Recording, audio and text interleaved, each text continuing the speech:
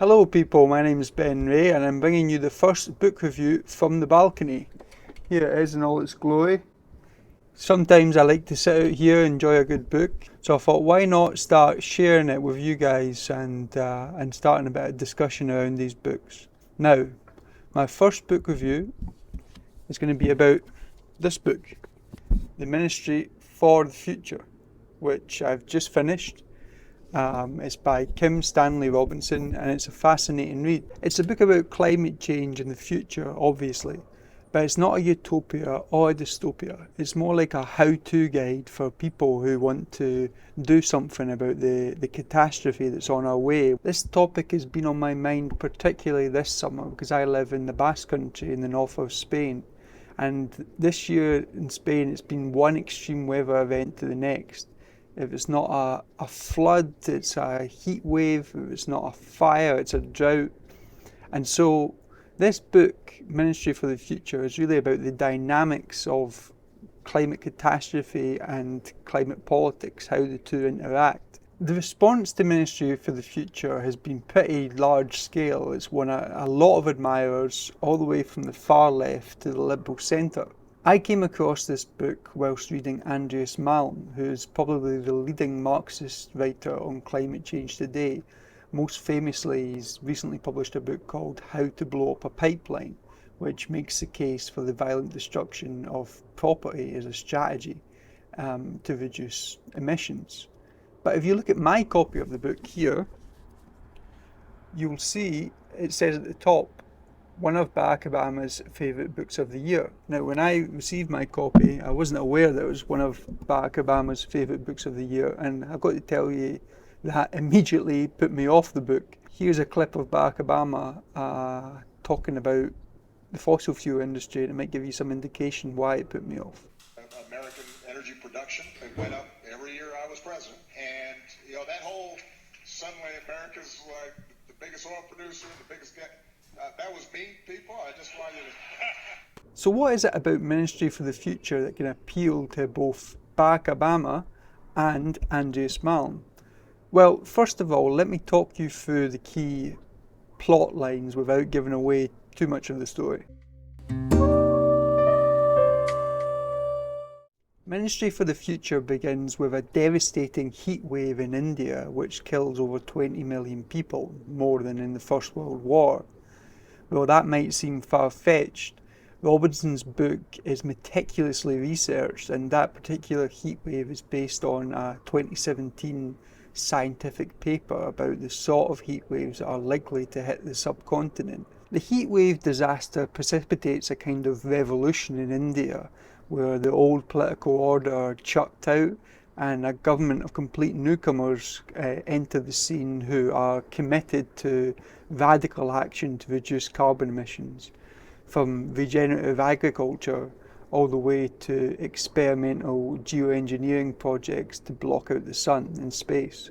Also out of the heatwave disaster comes an eco-terrorist group called the Children of Cali, which targets fossil fuel executives around the world and is extremely successful, leading to lots of copycat actions. This is the context in which the Ministry for the Future and its Irish minister, Mary Murphy, operate within. The Ministry for the Future is a body, a UN body established out of the Paris Climate Agreement, and basically it's tasked with trying to coordinate international action to reduce emissions on the basis that it's representing the future.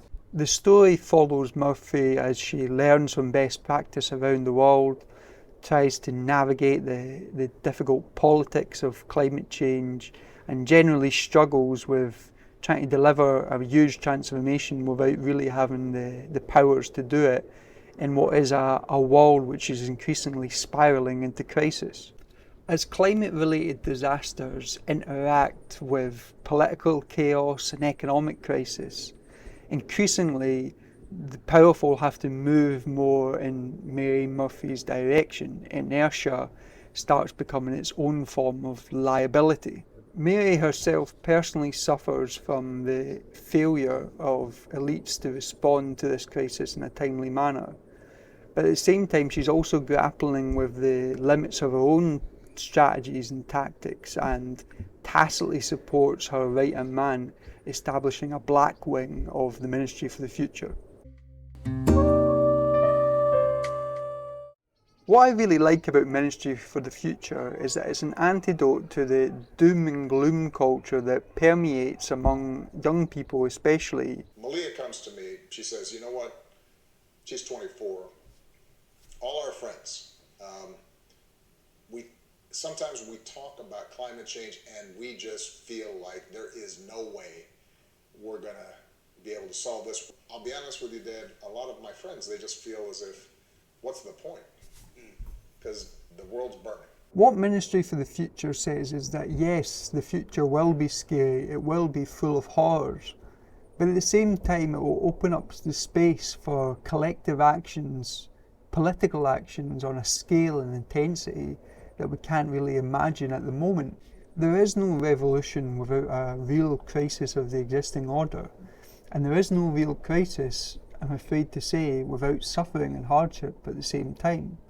These are the dialectics of history. The other thing I like about Ministry for the Future is that it really takes a serious look at the relationship between power and ideas. There are these regular vignettes in the book which go away from the main storyline and explore different ideas. I mean, he talks in detail about a global carbon offset currency. He talks about modern monetary theory. Now, many people might find all this a little bit wonky for a novel.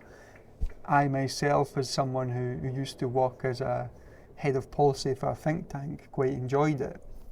But the point is that these ideas are set within a framework of the realities of global capitalism, will require deep crisis, deep political alienation to force world leaders to embrace new solutions. Now, all that being said, I do have some quite big issues with Ministry for the Future. The first one is that placing a UN body at the centre of a story about the future and climate change unfortunately can't help but put undue weight on the international sphere as a domain for action on the climate crisis. Now, I understand why Robinson has made Mary Murphy and the Ministry for the Future the centre of the story, because it allows Robinson to make the story a global book, a global story, where Mary goes around the world exploring and observing and intervening in, to some extent, the various climate hotspots, climate crises that emerge in different countries and different places. So I get it.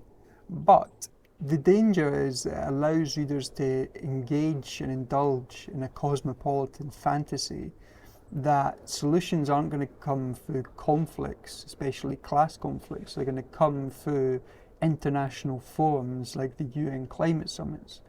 Now, that idea that the UN climate summits are going to come up with the answers to climate crisis should already be in the dustbin of history, given the failure of those summits so far. Now, obviously, the climate crisis is a global crisis.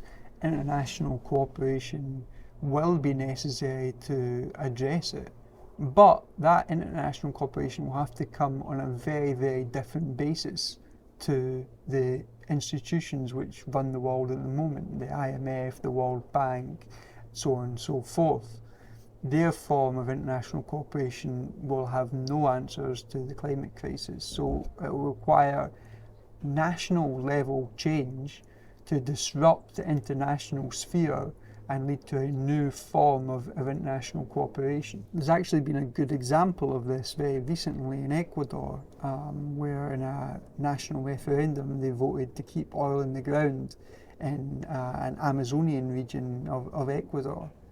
That's the sort of national level change in politics which could put pressure on and force a new international basis for politics. Now, I'm not saying that Robinson is some liberal cosmopolitan wishy-washy guy. That's not what I'm arguing. In fact, there's a chapter in the book, chapter 82. Don't let that put you off. There's a lot of very short chapters in this book. Anyway, in chapter 82, Robinson really nails the point about the need for democracy at the national level to resist the pressure of international elites and international capitalism when he talks about Greece and the Eurozone crisis and austerity. He also makes the case in that chapter for the need for strong democracy at the national level and for the need for socialism. Now at that point I'm cheering, but then I thought, wait a minute, this is quite near the end of the book, and it's kind of out of sync with the general vibe of the whole book. The other weakness of the book, and I think the reason why Obama felt comfortable about saying he really likes the book, is that although it's critical of capitalism and imperialism in general, it's not critical of US imperialism specifically. What I mean by that is there's no references to the recent cases of US imperialist intervention. There's no reference to Israeli apartheid or Palestine. There's no real reference to the geopolitical contest with China. And I think that's a real weakness, because to take geopolitical competition out of the story about climate change misses really what's going on in the world today. To the extent that there is a response to climate change by the main global powers, it's really been driven by geopolitics. Joe Biden's recent US Inflation Reduction Act was all about corporate subsidies for clean energy companies. And what Biden is trying to do is he's trying to win back ground from China, which is the dominant player by far in clean energy technologies. Now, the EU had to respond to this policy by basically copying it and implementing the same thing itself in order to prevent European companies fleeing across the Atlantic to the US. So geopolitical competition is at the heart of climate action, to the extent that there is climate action at the moment.